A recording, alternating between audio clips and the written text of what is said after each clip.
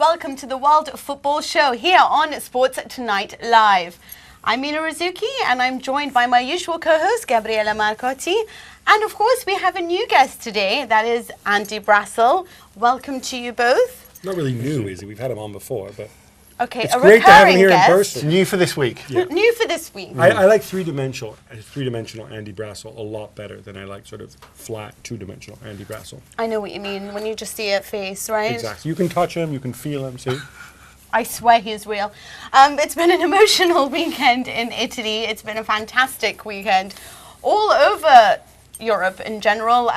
We've now found out to the champions of all the countries except for maybe France, which we will find out next week.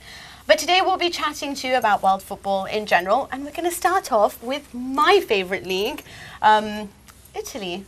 So we've lost... Well, I was going to say Warriors of the Night, but considering I don't know what that term means to Gab, but we're going to say we lost Del Piero. He's only got one game left, which will be the Coppa Italia.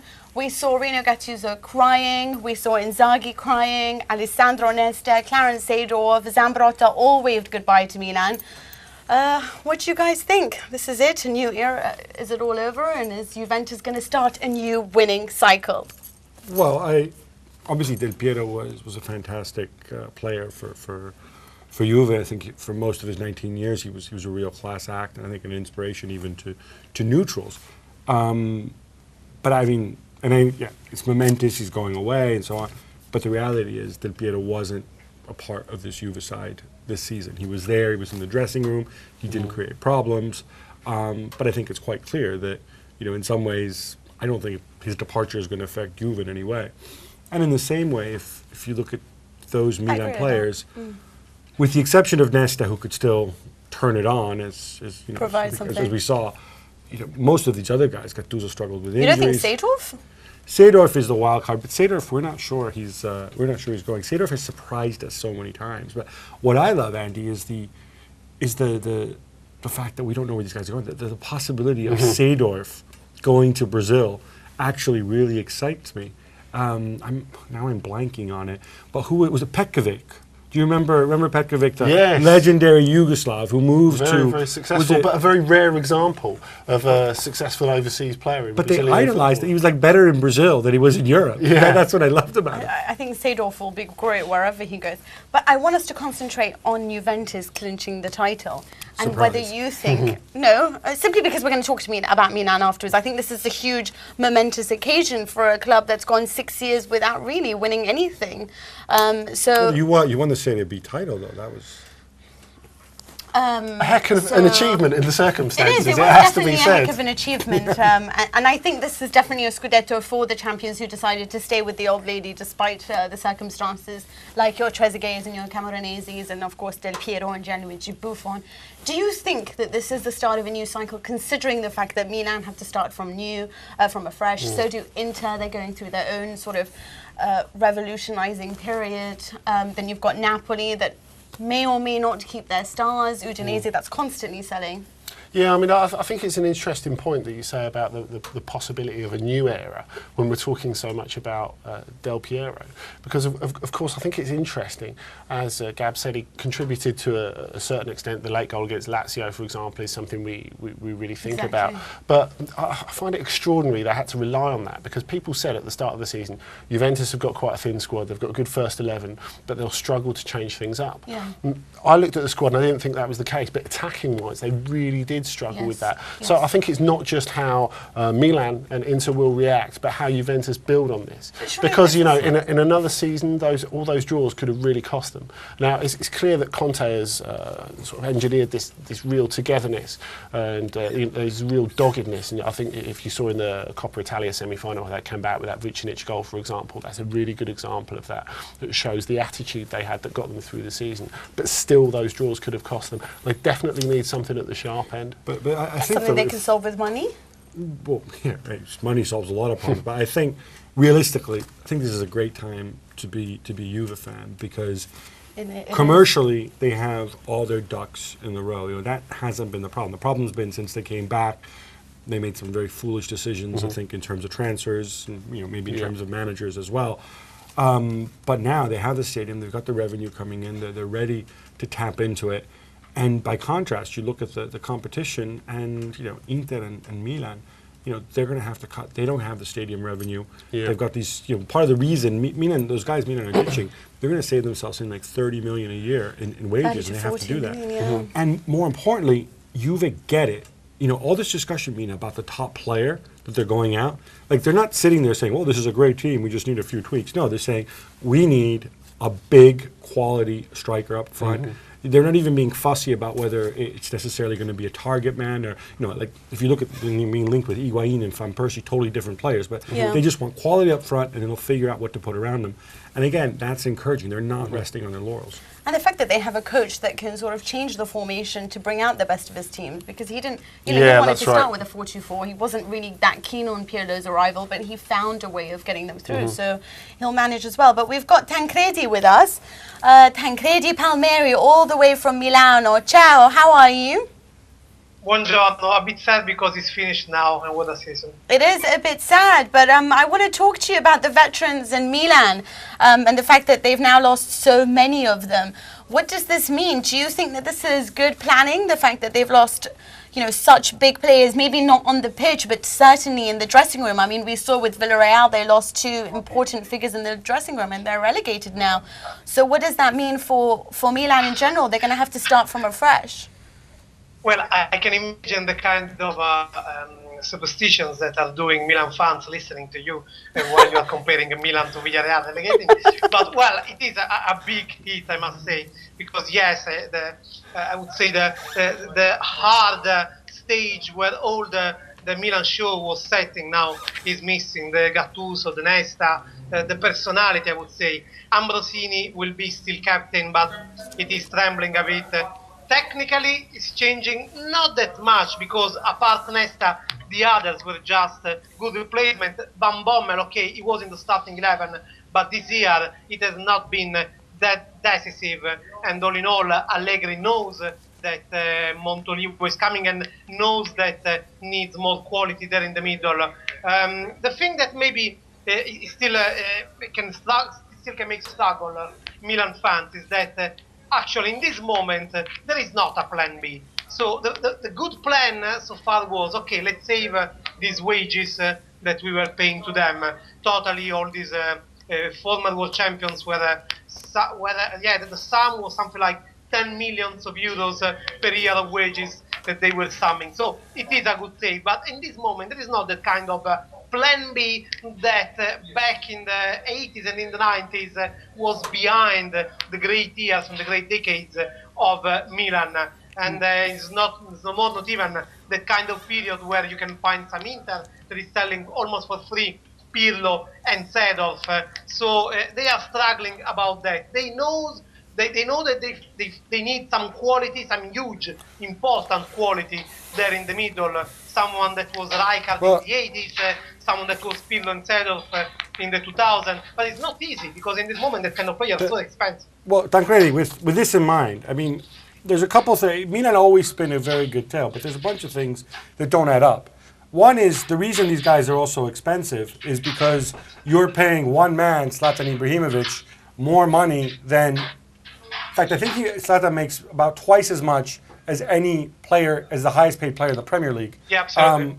That's just stupid. Flamini on 4.5 million. I mean, yeah, your friend Flamini on 4.5 million. So they've made some of those decisions. And I look at how are they going to get out of this, and they've committed money. Okay, Montolivo's free and Traore is free. But first of all, I mean, Andy, you can tell us about Traore. I mean, what do you just pick up the milkman or something? Like, seriously, this is Milan. It just seems to me like let's bring another tackling dummy in there, give him a multi-year contract. He can't believe his luck. I don't think there's any doubt about that. And it shows when he was talking about it that he can't believe his luck. And the other thing is his teammate, they have that giant set, because I saw them twice this year. They have this huge defender who's like 6'6". I'm blanking. Puy Grenier. What? Puy Grenier. No, he's a black guy. Andre Louis. No, he's French. He's young. The thing is that lately, in the last 3 years, the policy of Galliani, the Milan CEO, of searching these free agent players, signing for them, and having some good lads so in the team that is costing not that much, lately has paid Galliani this policy. He found some good players. For Who? them. Taiwo? This is what Galliani says, but it's not true. Yeah, it's true, because ever since, I feel like, it's always Galliani that we credit for these great achievements, but then you look at it and, like the Kakas, the Patos, these were all Leonardo's signings. What Galliani's gone and done is effectively brought in veterans and, a la Mourinho style, bring in Marco van Bommel, bring on all these cheap guys. Maxes, Yepes, this is the future. Is it great planning on his behalf? I mean, when the policy was, okay, let's enforce the squad with these players, it could make sense. If you bring Maxes to be the first replacement from the bench and it costs nothing, perfect. If you do the same with Van Bommel, perfect. But you have to rebuild the skeleton of the team. I mean, if you still don't know what your backbone will be, that is the huge problem. That's because there is not a real plan B so far. This plan B has to pass through Thiago Silva. If they will not sell him, apparently from some declaration of Thiago Silva today, he won't go to Barcelona. Ibrahimovic, anyway, someone that is scoring so much in the league you need, but then in the midfield, so is the key part of the pitch. In the moment that Juventus set out the midfield last year with Piero and Vidal, in that moment they won the league. Yeah. Well, Tancredi, we're critical of Milan, but that's simply because we'd rather talk about them because there is a give and take there. Whereas if we talked about Inter, we would just be crucifying them because, of course, they're an even far worse run club. But I want to ask you about... Actually, I don't agree with that, despite the fact that I think that perhaps their management is not as great as Milan's. In fact, I think Milan's management is probably the best in Serie A. But I think that what they've got is at least forward thinking. They've got young players that they can make into something great. You've got Poli, you've got Ranocchia, you've got... Have you seen Ranocchia play any time in the last 2 years? Okay, perhaps not. You know Ranocchia was an Inter player who they sold and then bought him back. Let me finish. You've got Alvarez, you've got players, you've got Coutinho that can possibly be something other than the fact that they've got a marvellous youth team. They have something going forward that I'm not too sure that Milan have. I know that you're very critical of Inter all the time. Is that they actually have young players. Exactly. They don't put trust in that. And they don't, even if some bad results are coming, they don't say, okay, we are starting this, let's see in 4 months how it will be. So they don't give time. Honestly, if you look at the Inter signing the last 10 years, even in the horrible years of Inter, the youngsters that they've signed, they were almost, there was some good stars. Pirlo was signed by Inter. Just that there is not the trust, there is not the patience on the project. Yeah, that is very much the problem with Inter, that is. But, okay, speaking of a club that's badly run, let's go to one that is actually very well run in the form of Udinese, who did make third now, and now, going into the Champions League, they start to go through qualifications. What a marvellous achievement for a side that for a long period of time were missing their best players. They sold off all of their best ones last season, including Zapata and Sanchez, and they still keep going. What is going on with their coach? Will he be leaving, or do you think that he'll stay on? Well, first of all, it wouldn't be an amazing, astonishing season all across Europe. So with, with the achievement of Montpellier that can win the league, and also in Spain, Athletic Bilbao, we probably would talk just about Udinese, because arriving third in this year, they earned something like 80 million euros from the last summer transfer. Arriving third in the season where Italy is losing the 4th spot for Champions League is unbelievable. Yeah. Guidolin said yesterday, actually said again, that he could stop for 1 year because he feel too much pressure. But today the president of Udinese said he got contract until 2015. It's just a moment he will stay. I think probably Guidolin is also feeling that frustration probably of not being appreciated enough in Italy. During the week he was asked to Guidolin also, do you think Guardiola could come to Italy?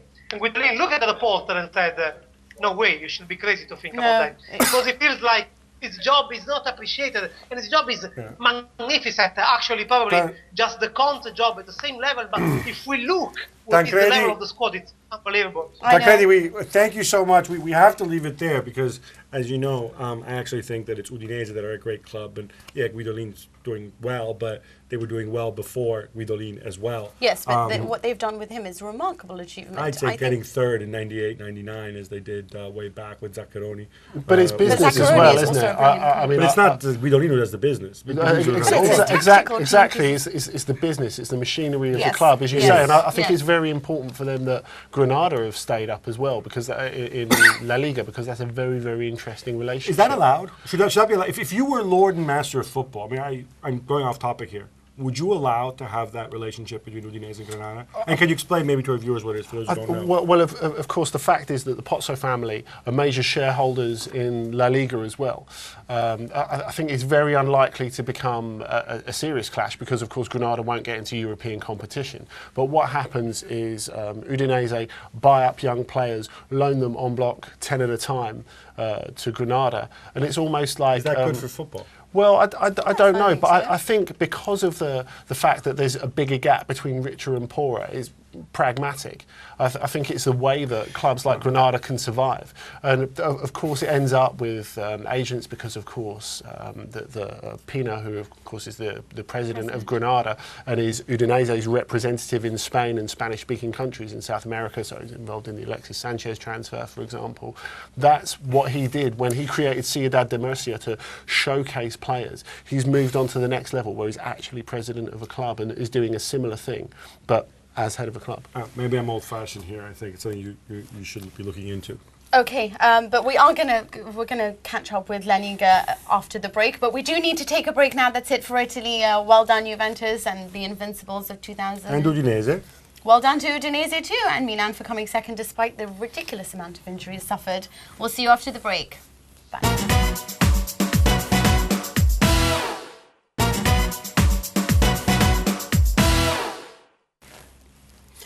We're back and we're heading over to Spain. And in a minute we will worship at the temple of Jose Mourinho and Real Madrid's record-breaking season. But first we're going to start with quite a remarkable achievement at the other end of the table. Zaragoza, a team who, funny, I thought were in administration and didn't have a pot to go to the bathroom in, but somehow managed to spend a little bit of money and they're staying up. Andy, tell us more. Well, of course, they did come out of administration about a week ago, so everything's fine now. I'm sure that €150 million debt has just gone away and everyone's forgotten about it. It's an extraordinary business, and there have been protests by the fans throughout the season against the owner, Agapito Iglesias, who is a bit of a snake, I think it's fair to say.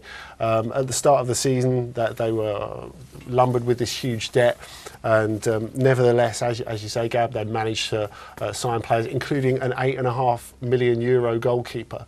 They only paid €150,000 administration fee out of the club coffers themselves. This would be, sorry, for those who don't know, this would be the goalkeeper who once kept David De Gea out of the side at Atletico Madrid. Yeah, but he's been their best player this season. That's right. He had then moved to Benfica and did nothing, right? Yeah, he had a bit of a shambolic season at Benfica, but they managed he played to... marginally more games than you did for Benfica? That's Something right. like that? Well, no, he played the whole lot, but he just made horrible mistakes in the most important ones.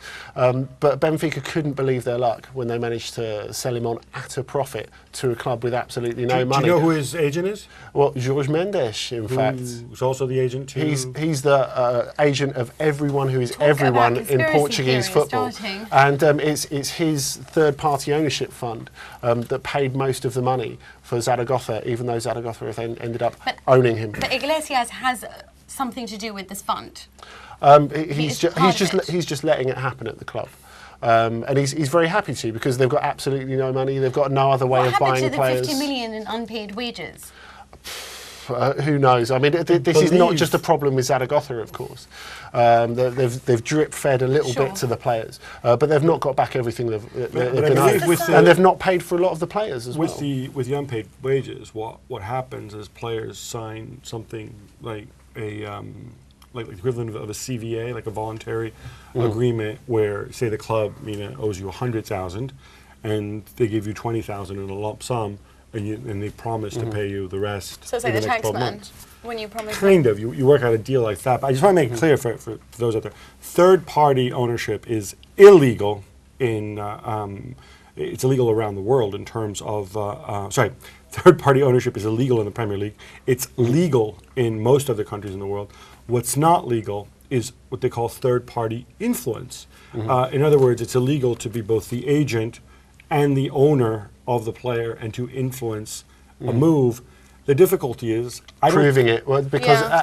as we say, Roberto, for example, the goalkeeper, actually belongs to Zaragoza officially.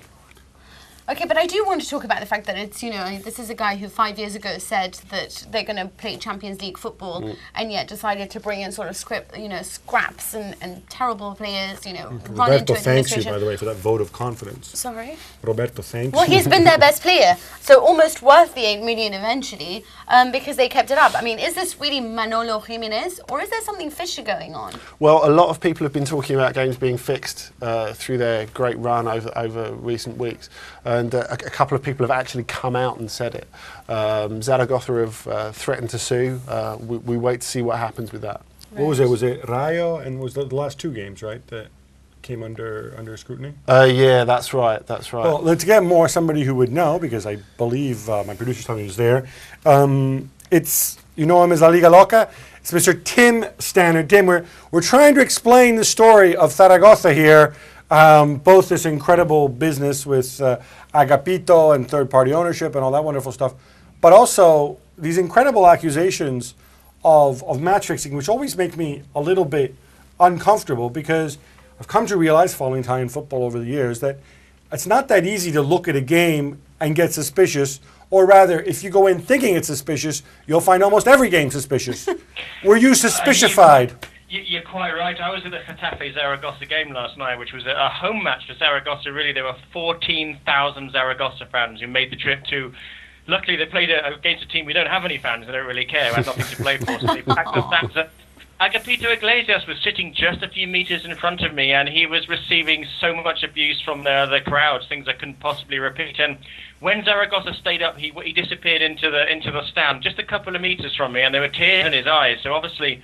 he has some emotions, which a lot of fans would doubt. But as you said, if you look at on paper, that match doesn't look good when you were talking about the topic you said. Getafe had 3 players sent off, and Zaragoza got a penalty for a soft handball. But being at the game, nothing there raised my antennae. And Manolo Jimenez said before the match that they've been playing a lot of teams with things to play for. They've not been playing a series of mid-table dud sides, who can be bought off. They've been playing sides like Villareal, who are still have a Levante as well, who still have things to play for. So, easy accusation to make, and it was made by the Granada president, and there's a Latina who's the relegating manager for Villareal, said there were some things going on he wasn't sure about, but that's just tough on him, I think. So there are accusations but no evidence. And again, on paper, the game yesterday looked very dodgy, but being there, I didn't see anything.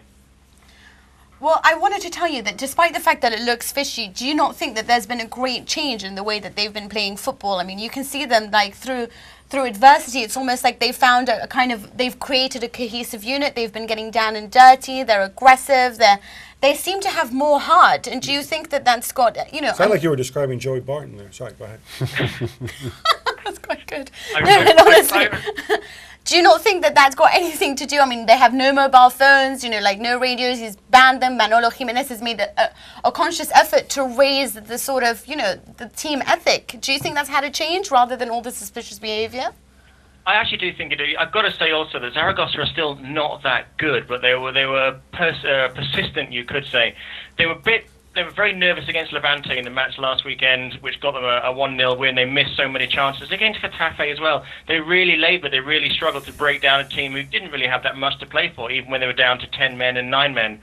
They deserved to stay up in the end because obviously they got more points than everyone else. And yeah, they had more persistence, more faith. And this is what Manolo Jimenez after the game said. He said, it's not a miracle that we stayed up. I have faith in people. I have faith in hard work. And that's what it was with Zaragoza. He said he was part father, part boss, and he had faith in the players. And they have got 1 or 2 decent players in there. It's not a great side by any means, and they're going to struggle again next season unless something drastically changes and they have a completely new director or direction. Also, I wanted to just go on to Villareal, because you were talking about suspicious behaviour, and then Rayo Vallecano get that last-minute goal. That looked to me offside. Was it offside at the time? I've seen it on a replay as well. It looked at one of those extremely hard to tell Villareal have gone down. It's entirely their own fault. They went wrong because they appointed the worst manager possible for that situation, Miguel Ángel Lotina. He's horrifically defensive. He got Deportivo relegated last season, a bit of a crime. He's got La Real Sociedad relegated. He came second from getting Espanyol relegated about 5-6 years ago. He over Villareal, weren't doing brilliantly. It's their third manager, and what he keeps on doing, he keeps playing a back four, a defensive three, and then just a one striker basically. He even plays a fullback sometimes in the front line. What he wants to do is try and scrape a draw. Villareal only got 2 wins out of their last 9 games. They had hundreds of chances to save themselves. In fact, all they needed was a draw on Sunday night. So they have no one to blame except the manager completely. Well, to be fair, and I need to stick up for my buddy Giuseppe Rossi, they kind of had their best strikers. Both of them go down through injury, and Rossi. And Neymar came back utterly disinterested, which didn't really help either. Yeah. But I don't think he came back fit, personally. I mean, I know it was terrible when he came back, but I think he saw the zoo that Lotina created around him and said, I don't want to know about this. A word on, and I know Mina's favorite Liga-related subject is discussing whether Ronaldo's better than Messi. But we That's my favorite topic. No, that was I'm off if we're doing that. But as somebody who loves to follow Eladio Parames on Twitter and some of the other Mourinho acolytes, can you put this in context? All these records, 100 points, all the goals and everything. What does it actually mean? Can you have some sort of pithy way of summing it up? It just means that Real Madrid and Barcelona have raised the bar of what's needed to win the league title. Okay, wait, hang on. I'm going to put on my Eladio Parames hat and say, why did you include Barcelona? Barcelona didn't get 100 points. No, but without getting these 100 points, they needed these 100 points to beat Barcelona. I think Real Madrid had to break these records in order to take down Barcelona. So Jose Mourinho said this was the hardest league title he's had to win. They only dropped points in 6 games. Their home record is as good as their away record, rather the other way around, which was incredible. So every single match they had to pick up the points. So Mourinho had to push, had to gamble, had to work hard than ever before. And so did his players. In order to beat Barcelona, they had to break records. So this is how they did it. You got, again, the 2 best clubs around at the moment, and they just pushed each other higher and higher, knowing there was absolutely no room for failure for either of them. That's very true, of course, the extra hunger that Real Madrid had this season, starting with Benzema going to fat camp pre-season and coming back saying he'd run through walls for Mourinho. Wait, isn't it the same fat camp that Gignac went to when it didn't quite work out for him? Yeah, and Bafé Gomis, though, who scored 4 in a Champions League game this season. 2 out of 3 ain't bad. Exactly. So he came back saying he would run through walls for Mourinho. He managed to get something out of Kaká, who looked physically shot earlier in the season, and you wonder how he didn't get much out of him, though. I think towards the end he's a fading force, unfortunately, in Madrid. Yeah. But, okay, what about the race for 4th? Malaga have finally managed it. For a while there, we were wondering whether this project was going to pay off. I mean, they seemed to do really well, and then they had around the Christmas time, they just looked uncompetitive. The project looked like it was wavering. They seemed to be sort of like defensively a little bit inept. The attack wasn't clicking. What happened to all of a sudden make them go for it again? Is it because the players started to be paid?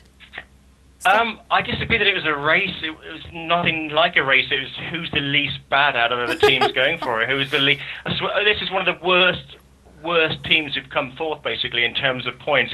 This is turtles going after some lettuce about a metre away over the space of about 9 months. Malaga lost 14 matches.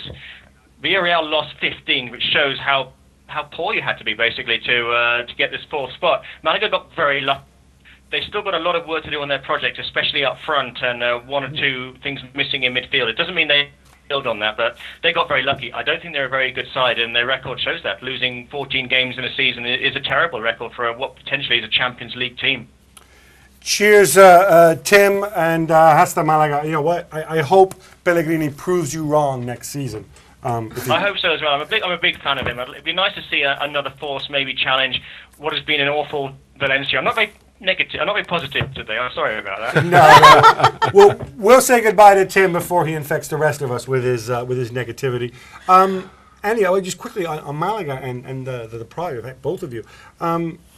I looked at it. I liked the idea. So they got Pellegrini, great coach. You know, I thought sort of harshly treated. He did finish second with Real Madrid after all that spending.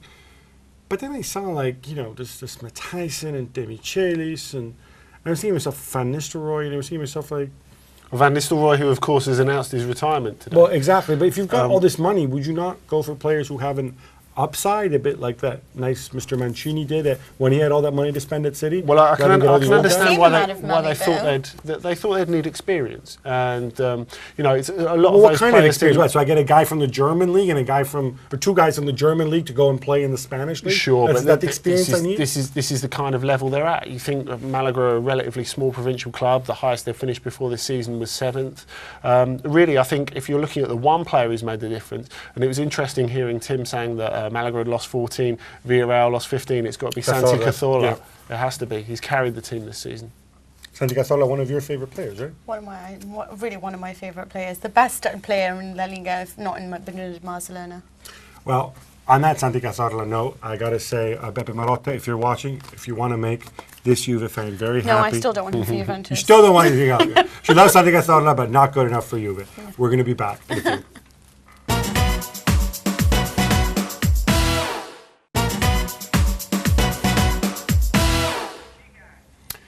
We're back, and the Bundesliga may be over, but there was a bit of a nice little appendix this past weekend. Borussia Dortmund against Bayern Munich. And I always love it when the top two teams meet again in the cup final because, hey, it's a rematch. As it happened, Andy, Mina, wasn't much of a revenge for Bayern Munich, was it? I really thought that it would be a cagey affair, considering if you look at how it's been in the last few games, you know.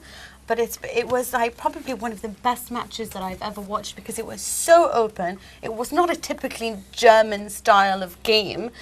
You know, it was There just you are, lapsing into stereotype again. What's a And typical German style of game? you know, sort of, you know, Well, more short Leute passes, Fritz running. midfield battles, you know, that kind of thing. Not generally open end-to-end stuff. Like when you're typifying like German football, that is it. When you're talking about Italian football, it's tactical. When you're talking about English Premier League, you're talking But about it's got end-to-end. more of an open reputation now, the Bundesliga. It does, but that and game in I suppose particular- this is the new Bundesliga as well as the new order of power, because I guess Dortmund did to an extent what you would expect Bayern to have done, the great Bayern teams to have done to them in the past. Certainly for the first half, and you had Philip Lahm saying we were the better team, which is really stretching it. But for the first half, But you agreed with that. No, I said for the first half, like Bayern had the better of the game. They had more territorially, but Dortmund just really ruthlessly slapped them on the break, and they were just killers. They didn't take their foot off their throat. Yes. I suggest you update your football cliche handbook from the 1950s. But I want to ask you, though. Digs, it's constant digs. No, it's Yes. not. It's not. It's just I set the Constant bar digs. higher here. But I expect more from you. But those defensive mistakes in the first half. I mean, Non-stop defensive mistakes, but this is Well, what's the it's thing about interesting. Borussia Dortmund. They know exactly how to exploit Bayern's weaknesses like no other yeah, team in I've fact, ever come across. I think Scunthorpe could have exploited those things when Okay, when with the Neuer, defense when like Neuer that, falls I over the agree. ball, the I other one agree. clears the ball. I mean, Sure. how does that happen? I'm not sure about Scunthorpe, but go on.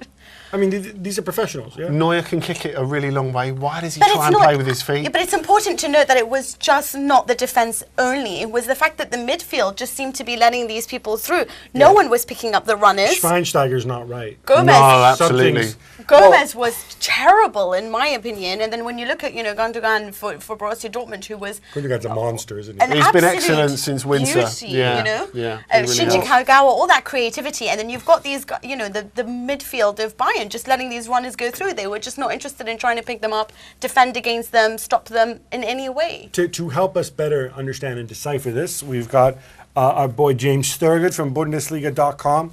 James, we've been sitting here, we've been moaning about Bayern's defensive errors. Do you have a rational explanation? Jupp Heynckes said in the first half, Borussia Dortmund created one chance and scored 3 goals, and it was Bayern's defensive errors that were the mistake. How does this happen? Isn't he the manager? Shouldn't he be fixing it? Well, he should, but I don't know what really went wrong for Bayern. They were completely their own worst enemies on the night, and at the same time, I really do think credit has to go to Dortmund because they completely exploited the chances they had. They were ruthless in front of goal, and Lewandowski, Kagawa in particular. Mina highlighted an important point there, not picking up the runners in midfield. Kagawa in particular, for me, I mean, really, Bayern should have taken a leaf out of Augsburg's book, because when Augsburg man-marked him with Hajime Hosogai, Kagawa rarely was able to influence that game. And I was hoping Bayern would learn from their mistakes from the recent matches this season. But, 5 times in a row now for Dortmund, and they've just worked Bayern out, I think.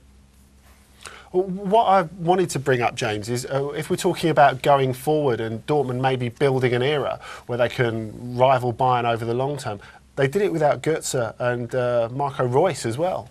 Well, he's not their player yet, to be fair.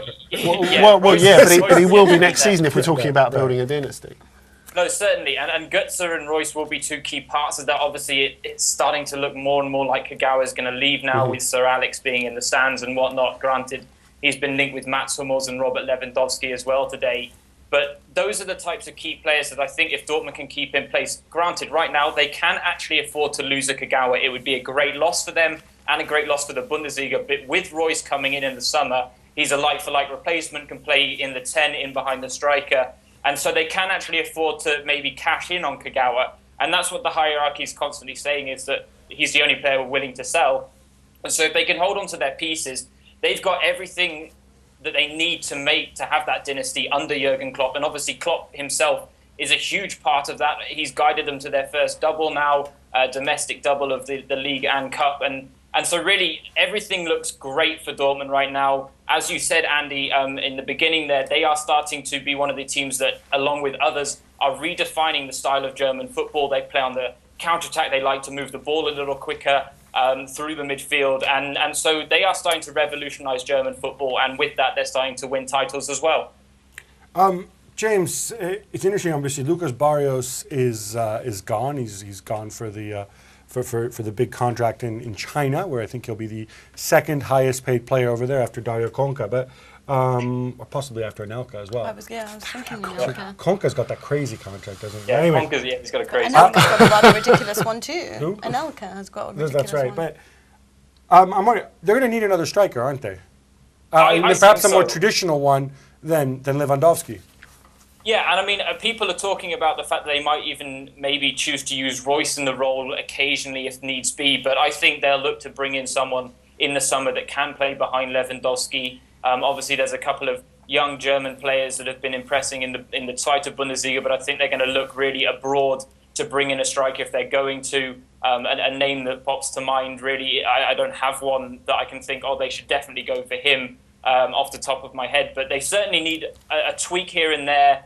And maybe one in the centre of defence as well, because Felipe Santana, I think he's going to leave, and they need a backup for Subotic and Hummels because, Subotic in particular has proven to be a little injury-prone, granted more facial injuries than, wear and tear, but they certainly need a backup there and a backup for Lewandowski.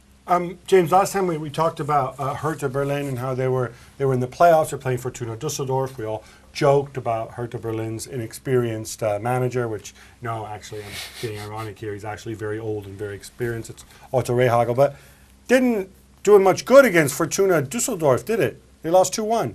Yeah, they lost 2-1. They did go in front through Robin Hubnik, but then Dusseldorf really turned the game on its head in the second half.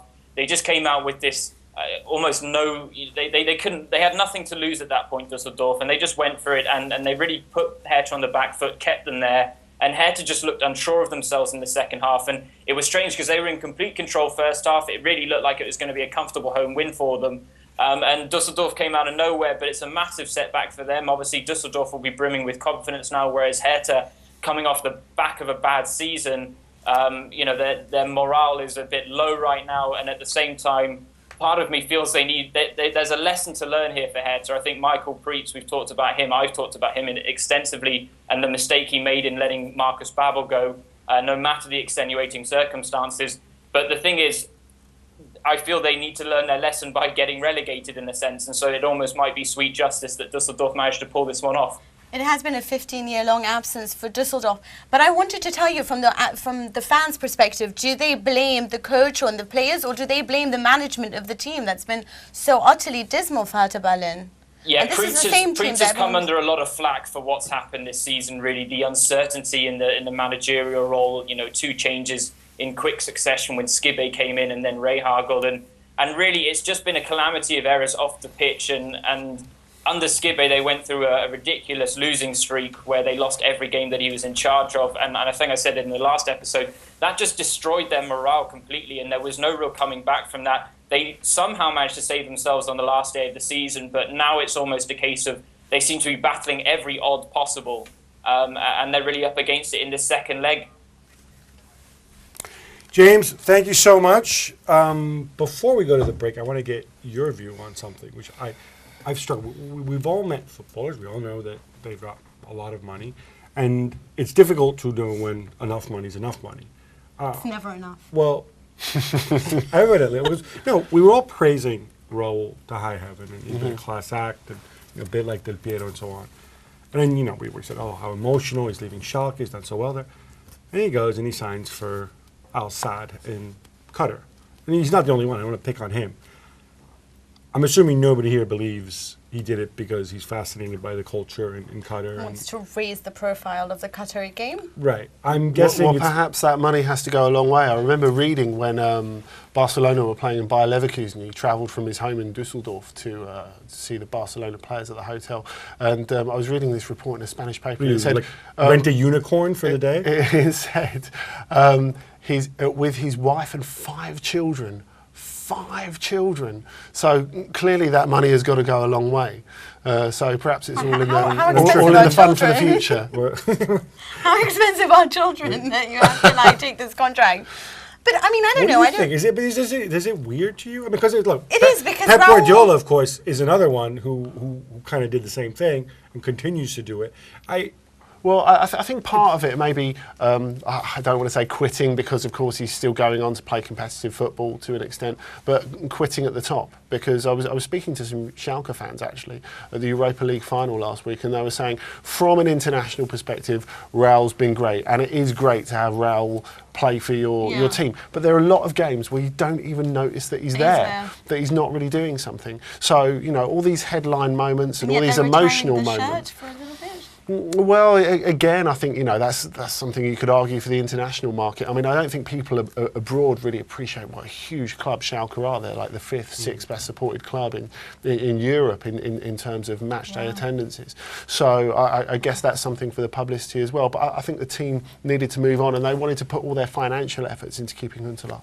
Well, who are we to say that you shouldn't go and cash in your chips in Qatar or the Emirates? And with that in mind, if there's a wealthy Qatari out there who wants to pay me and Mina to come and Mina and I would be very happy to come and sit in your front room. Especially since children are so expensive. Exactly, since children are expensive. I think that's our quote of the day. We're going to be back.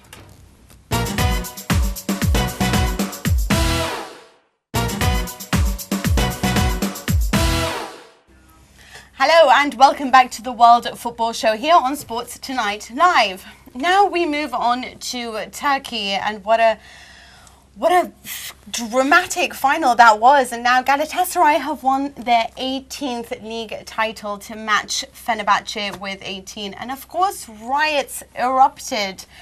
So I want to talk to you, Andy, about that, because I know that you're a Turkish fan. I saw Melo's pictures, Felipe Melo, and him celebrating Galatasaray's title. Aboué riding him like a horse across the pitch. That's disturbing. Well, there we go, bingo. Well, at least, there it is. Well, at least if he left Juventus, he managed to win the title somewhere else. But I wanted to ask you, it was very much a deserved victory for them, wouldn't you say? Well, it was, because they finished the 34-game league season 9 points clear at the top. They had good, experienced players under Fatih Terim, a very experienced, very good coach. So, I think they went about it the right way. I think you have to credit Fenerbahce because they had this match-fixing thing hanging over them all season. They lost some important players like Diego Lugano, Mamadou Niang, and they managed to recover and get on with it. But Galatasaray have been far the better and the calmer team over the season. And I think that showed in that last game of the playoff where everything was going on, that they really just dealt with it apart from, you could argue, Rzouki getting sent off for that second booking really stupidly. I can't remember the last time I saw a game where two players, one from each side, both got sent off for kicking the ball away. It's ludicrous in such a high pressure game. But nevertheless, Galatasaray, as they did when they played away at Fenerbahce in the league 2 months ago, that they managed to just tough it out in the moments that mattered. So they didn't only play the best football, but they were the mentally strongest, I think. What'd you make of the playoffs? Well, I think when you've got questions hanging over the integrity of the league, if you get to a point you decide, well, all right, we'll call this the first season where the team with the most points at the end of the league doesn't win the league. It's ridiculous. I think it would have looked terrible if Fenerbahce had come back to win it after that. Thought, yeah. It would have looked awful. I think and they did well in the playoffs. Yeah, they really did. Well, of course, going into the last game, they were just 1 point behind Galatasaray. So if they'd have won that home game, they would have retained their league championship, and all hell would have broken loose. Well, obviously, all hell did break loose to a certain extent. Yes. And the Galatasaray players, after briefly considering partying on the pitch away at Fenerbahce, decided they would leave protected by the riot police and go and celebrate in the dressing room as well. Even Felipe Melo wasn't mad enough to stay out there, which I think says something. But I wanted to say, is it more a victory of the fact that the team did so well and the Unite and all the players that they brought, or is it such great management? Their president who came in and promised them that they were going to do well. He brought in a good coach interim, and he just put together this great ambitious side that really want to go forward. So is really credit for the great management behind this team, or? Well, I think that's part of it as well. But I think Melo, for example, who's been their player of the season, he's been absolutely outstanding. Player of the season last season. Rather incongruously wearing the number 10 shirt. But nevertheless, he's got this feeling of a bit of liberty about him as well. He scored a dozen goals too. Yeah, he does. And he said a couple of months ago, I love it here, I want to stay forever. Financially, they don't know if that will be possible yet. But, I think making a player like that who's got ability but has had a few issues with his temperament, to make him feel loved and important, I think has been, as you say, a real tribute to the way Terim has managed everything. The same thing with the Bue as well. I mean, we talked about how Milan were a bit of an asylum this season, but I think Galatasaray kind of run them close, don't they?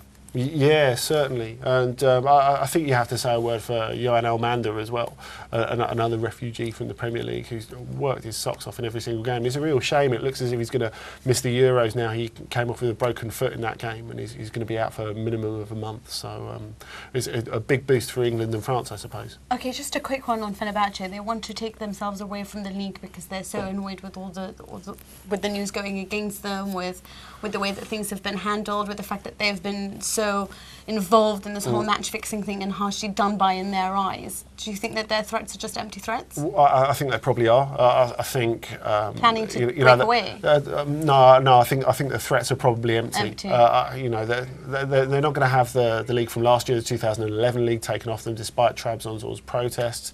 And I think really, despite the protests of Galatasaray fans, and they've been out on the streets protesting for justice in Turkish football, because of course they've changed their penalties. So now, even if Fenerbahce are found completely guilty of match fixing, they can't be relegated. They can get a maximum 12-point deduction. It's in everyone's best interest, basically, if Fenerbahce don't go down, because Fenerbahce versus Galatasaray is the big rivalry. Economically, it's really important to maintain that. Now, if only Italy felt the same way and Juventus weren't relegated in 2006, but sadly... That's right, where you could get all your old titles back, even the ones you didn't win. Well, there's no putting you on the bus anyway, aren't they? Exactly. They're real titles. They were won on the pitch and they were won in the World Cup. That France-Italy game had Juventus players through and through. But anyway, I won't argue this case anymore. Because I'm telling you, these were great. Won the World Cup as well. Well done. They practically did. There you go. They practically did. They were the best team. There's no way that Capello's team wasn't the best team in the title that season. In the world. Anyway, officially 28. We're not going to talk about Italy. That is all we have time for the World Football Show. Next week, we'll be reviewing the season in general. But do catch us, same time, same place, same football chat next week. Thank you from all of us, Andy Brassell, Gabriele Marcotti, and Mina and Rzouki. Bye.